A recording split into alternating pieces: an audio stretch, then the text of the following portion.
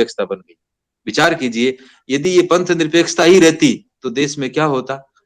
यदि हम जिस तरह से प्रताप ने हाकिम का सूर के साथ व्यवहार किया, विचार कीजिए कि प्रताप के संघर्ष में हाकिम का सूर प्रताप के साथ लड़ रहे हैं और सामने मान सिंह जी से लड़ रहे हैं। किस तरह के पंथ निरपेक्ष लोग रहे होंगे। शेखा जी का देखिए, पन्नी पठानों को साथ में लेकर उनको बसाया, उनका सहयोग किया और उनको स्थापित किया और उनका सहयोग लेकर और अपना राज्य स्थापित किया। तो ये सब चीजें क्यों थी? क्योंकि धर्मनिरपेक्षता क्यों बन गई? क्योंकि लोग उसको षड्यंत्र पूर्वक उपयोग करना चाहते थे और षड्यंत्रों का विच्छेदन करने वाले लोग उदासीन बैठे। उदासीनता, हमारी उदासीनता का परिणाम केवल हमने नहीं भोगा, हमारी उदासीनता का परिणाम पूरे राष्ट्र भोग रहा है।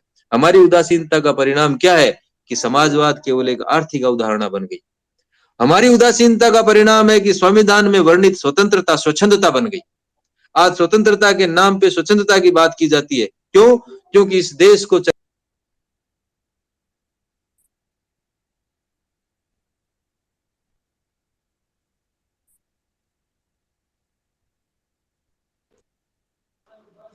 देश को चलाने वाले जो लोग हैं वो लोग ऐसे लोग आगे जो स्वतंत्रता की बात नहीं करते हैं, स्वच्छंदता की बात करते हैं। तो इन सब चीजों को देखते हुए यदि हम विचार करें तो ये पूरा का पूरा संविधान हमारा अपना संविधान है, हमारे पूर्वजों की बात है। इसलिए हम लोगों को सक्रिय रूप से उदासीनता को त्याग कर इस व्यवस्था में सक्रिय भागीदारी निभानी चाहिए, जिससे इस देश को, हमारे को व्यक्तिगत नहीं, इस राष्ट्र को, इस देश को ये फायदा हो सके कि ये जो पूरा का पूरा सिस्टम है इसमें आने आई हुई विकृतियां दूर हो सके और राष्ट्र को एक अच्छा शासन मिल सके।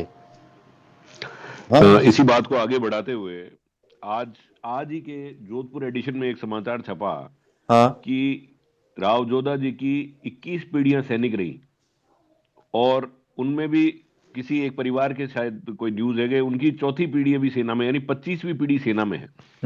1947 में हमने जन भावना को देखते हुए लोकतंत्र में सारी चीजों को समाहित किया, सारे राज्यों को समाहित किया, लेकिन समाहित करने से हमारी जो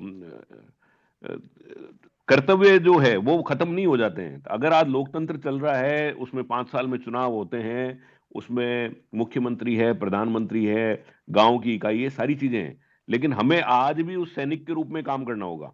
आज हमारे अस्त्र बदल चुके, आज लड़ने का तरीका बदल चुका, लेकिन लड़ाई वही जारी रखनी है, चाहे सूचना के अधिकार से लड़ें, चाहे राजस्थान संपर्क पोर्टल से लड़ें, चाहे पब्लिक इंटरेस्ट लिटिगेशन से लड़ें। सर्व समाज के लिए लड़ने का भाव, एक सैनिक का भाव जो हमारे पुरखों में रहा है, वो आज भी हमारे अंदर होना चाहिए। लोकतंत्र आ गया है, हमने सहर्ष लोकतंत्र में हमारी आहुति दी है, लेकिन ये देकर हमें घर नहीं बैठना है, क्योंकि सारा समाज हमारी तरफ निगाहें देखता है। एक छतरी की तरफ तो आमतौर पर देखता है कि भाई ये लोग, इनके पुरखे लड़ा करते थे और अब ये क्या कर रहे हैं। तो लोकतांत्रिक व्यवस्था में छात्र धर्म की पालना करना भी जरूरी है। लड़ाई हमें जारी रखनी है, लड़ाई के जो शस्त्र हैं वो बदल गए हैं, तो उनको काम में लेना है और काम में लेकर सर्व समाज के लिए, सर्व धर्म सर्व समाज के लिए काम करना है। हाँ महेंद्र साहब, और कोई 1 मिनट 1.5 मिनट में कुछ नहीं कहे आप में से, या पूछना चाहिए इस विषय